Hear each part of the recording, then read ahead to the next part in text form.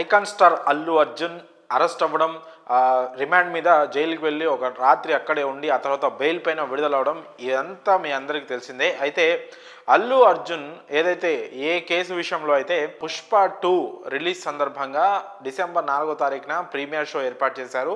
RTC క్రాస్లోని సంధ్యా theatre వద్ద అల్లు అర్జున్ కూడా తన కుటుంబంతో అలాగే మరికొంతమంది టెక్నీషియన్స్తో, సినిమా కోసం పనిచేసిన టెక్నీషియన్స్తో కలిసి సినిమా చూసేందుకు వెళ్ళిన సందర్భంలో సంధ్యా థియేటర్ వద్ద జరిగిన తొక్కిసలాటలో రేవతి అనే మహిళ మృతి చెందారు. అలాగే ఆమె కుమారుడు శ్రీతేజ్ తీవ్రంగా గాయపడి ఇప్పటికి కూడా ప్రస్తుతం తను ఆసుపత్రిలో చికిత్స పొందుతున్నాడు. అయితే అరెస్ట్ తర్వాత బెయిల్ పైన బయటకు వచ్చిన అల్లు అర్జున్ ఒక ట్వీట్ అయితే చేశారు.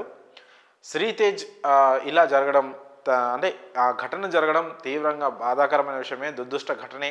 అయితే తాను ముందుగా చెప్పినట్లు రేవతి గారి కుటుంబానికి అలాగే శ్రీతేజ్కి అతని చికిత్సకి ఆ కుటుంబానికి తాను అండగా ఉంటానని, ఆ మాట మీద నిలబడతానని మరోసారి అల్లు అర్జున్ తన స్టేట్మెంట్తో అయితే ఒక స్పష్టత అయితే ఇచ్చారు.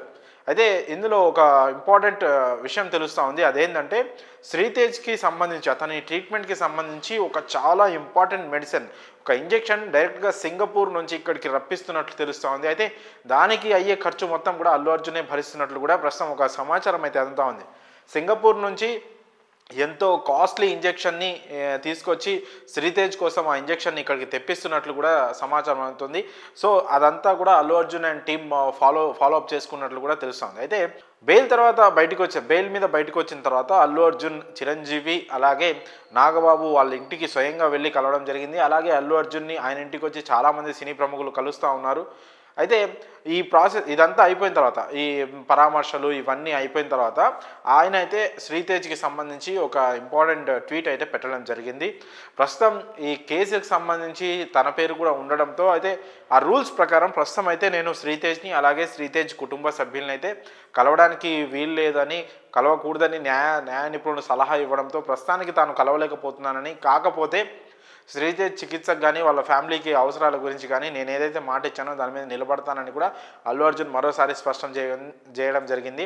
అయితే ఖచ్చితంగా త్వరలోనే శ్రీతేజ్ను ఆయన కుటుంబ సభ్యులను అయితే కలుస్తానని కూడా అల్లు అర్జున్ స్పష్టం చేశారు. మరి శ్రీతేజ్ కోసం అంటే తన పైన నమోదైన కేసు, అలాగే దాని అరెస్ట్ అవ్వడం, జైలుకి వెళ్ళడం, బెయిల్ మీద బయటికి రావడం ఇవన్నీ జరిగినా కూడా ఎంతో కొంత తన బాధ్యతగా ఆ ఫ్యామిలీ కోసం అల్లు అర్జున్ నిలబడుతున్న తీరుపై మాత్రం ఒక రకంగా ఒక ప్రశంసలు అయితే అందుతూనే ఉన్నాయి.